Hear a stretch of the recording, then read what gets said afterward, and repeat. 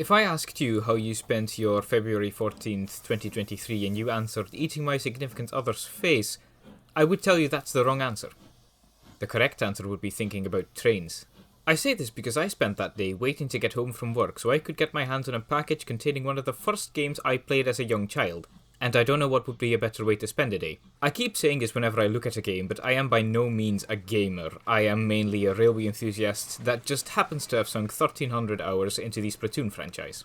So when an old Xylem game I hadn't played for over a decade sprung to mind, and I noticed there wasn't much information about it online and there weren't really any insightful videos about the game, I decided to make my first ever purely content-driven purchase. See it as my way to celebrate 16,000 subscribers. The game in question is Incredible Express, and before you say anything, let me stop you right there. I know this game is seemingly set to a demonic language, but fear not people who speak a language where these words are all pronounced differently. I am fluent in this goblin language known as Dutch because I spent the last 2 decades speaking it. Incredible Express is a 2010 title, the second from Russian studio Ice Hill Entertainment. By itself, Incredible Express is hard to categorize without directly comparing it to games that either have similar mechanics or were indirectly inspired by it. If you have played Incredible Express, you will also have played the Train Valley franchise and Railbound, as they practically have the same premise. You build your tracks connecting industries to each other and the city. Some industries require each other's products to make their own, these being considered hard objectives, with the final goal of each level being to deliver the listed products to the city, after which you're scored based on your time. Before I delve deeper into the game itself, I should point out it technically does have a story, or at least tries to pretend it has one. It has these still shot cutscenes with a voiceover provided by our protagonist Maria, but the story really is woman has train, woman makes money. Through more money, woman can improve her business empire. The audio mixing in these cutscenes is also absolutely embarrassing. And this machinist, Robert, doesn't move an inch from it. He looks like a man who can repair anything. The locomotive began whistling again in the blink of an eye. And that's what I think. I'm going to make $1 million! It's time to test it out. My videos have better mixing and quality than this, and my budget is whatever I decide to spend on art of my OC for that month. And I say those 2 letters trying to hold back a hurl. For instance, if cat.jpg was an audio file somehow, it would sound like this cutscene. And it is a shame about the cutscene audio because the 2D art is absolutely beautiful. The shot of Maria and her sisters and then this one with her capitalist pig cousin are genuinely good pieces, if only for the composition alone.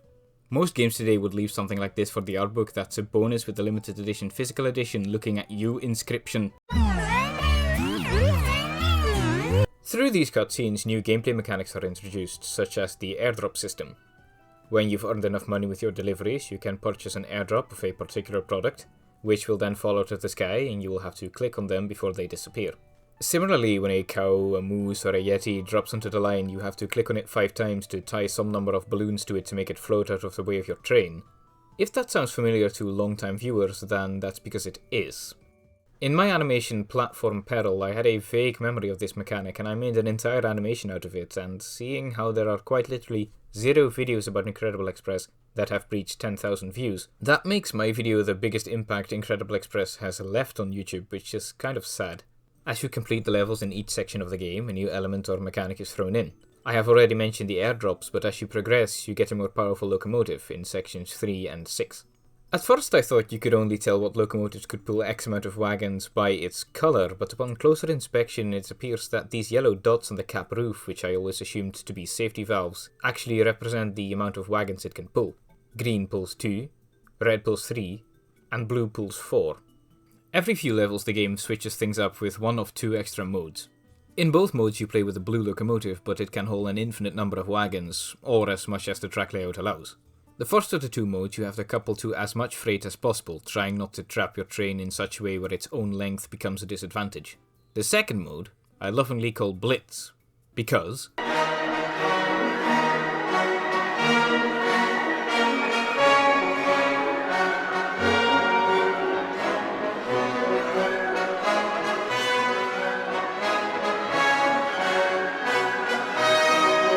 you have to clear the track of animals whilst also trying to package up the goods that they drop, as well as airdrops that come in at random moments, which you have to be quick with as the dropped goods disappear after a few seconds. The final new mechanic the game throws at you are the upgrades.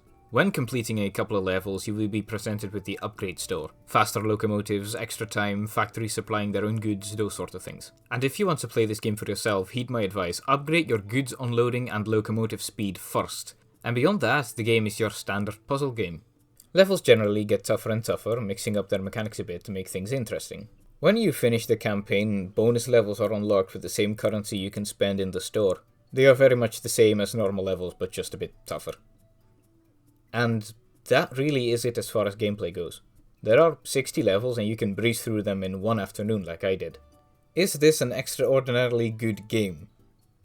As much as I've expressed my disappointment at this game not being remembered, no, this is not a game I could call compelling. There is something this game has in boatloads though, and that is charm.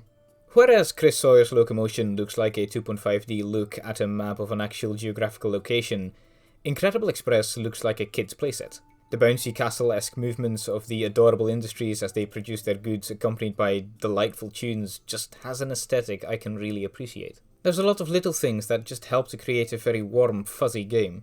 The bridges are almost perfect half circles, the locomotive and wagons being short wheelbase stock makes them look like Fisher-Price toys, which is helped by the goods themselves being oversized versions of themselves plopped into a tiny wagon. And something tells me someone on the dev team actually knew the bare minimum about steam trains, as you might have seen black smoke temporarily coming out of my engine. This happens when you give your loco a speed boost by clicking on it, which, again, is a charming little touch. Alas, all these charming additions won't help a game stand out if it's not given proper publicity by voices bigger than the studio and the publishers. All these wee touches, which make a relatively simple game so enjoyable, are a dime a dozen across many games of many genres. And sadly, these sorts of games are being forgotten simply because they are small, simple experiences without a big platform. And with the passing of time, discovering games like that has become harder and harder. Mega platforms like Steam and Origin have taken over the place that Xylem or Big Fish Games occupied before them for many people. And if you don't get with the program, you might be left behind. When I asked around concerning this game, I only received 3 comments confirming that they do in fact remember Incredible Express. And considering Plants vs Zombies was also a game sold through Big Fish Games, 3 is quite a sad number. But for games like Incredible Express, the rise of mega platforms is only part of the reason why it won't find any relevance anymore, if it ever had any. You see, whilst Incredible Express was Icehill's second game, it was also their last. The studio became defunct in the same year their lovely little train game released. And as Icehill's shutdown becomes longer and longer ago, it becomes more and more difficult to contact people which were in any way associated with the game. Information becomes outdated and websites are taken down all the time, and before you know it, you can find yourself at the mercy of the zeitgeist to leave any form of impact on the world. You will have to rely on your own talent to carry you through the rest of your days doing what you've always done, or you will have to switch gears to find ways to reach success again. Marta Svetvik, one of the game's composers, seems to have very much done the former, as she appeared in a 2020 Norse newspaper article where she performed as an organist at a church opera, and seems to be semi-active on Instagram. So too has Lilia Shaifulina, one of the Russian artists for the game. She specializes in 2.5D art and is credited for work in games as recently as 2020. Rachel Logan, who provided the voice for Maria, is credited for work as recently as 2016, but the Twitter link on her own website is dead, so I am unaware of anything she has done in the meantime. All of this is to say that media and information surrounding this media is lost quite easily, time and irrelevance both being pretty notorious killers of potential. Perhaps in an alternate universe, EA would have purchased Ice Hill instead of PopCap, and we would have had an Incredible Express third-person shooter. Despite me not recommending Incredible Express from a gameplay point of view, I do suggest you buy it and take in its charm, as this might be the only way we might experience another otherwise obscure but well-crafted piece of railway media.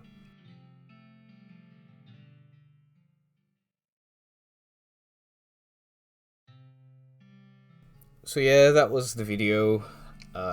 It's quite an experimental thing for me to do it like this, but I wanted to do a piece of railway media that I rarely see any coverage about, some justice. And if you've stuck all the way through, once again, thank you. I don't really do videos like this a lot. I do want to do them more often, but, you know, that's not really what people are subscribed for this channel for, so I'll hold back, I suppose. For the production of this video, I did buy the first Train Valley game, so I have to try that out. Maybe I'll make a video about that. I want to make a video about creator burnout, but that might be in the relatively near future. I tried to contact some of the people that worked on this game. I hope that they will one day respond. If they won't, then so be it. And for the first time, I could say that my eyes have been opened to how important the cataloging of media is, because, you know, now I was just confronted with how tough it is to actually find out information about, you know, something from 10 years ago that people remember but not really remember. You know, the history of media is also the history of man at the moment, so it's a daft idea that some of these things just are lost to time in the modern age. But that's all I have to say. Thank you for watching, and I hope to see you in the next one. Cheerio!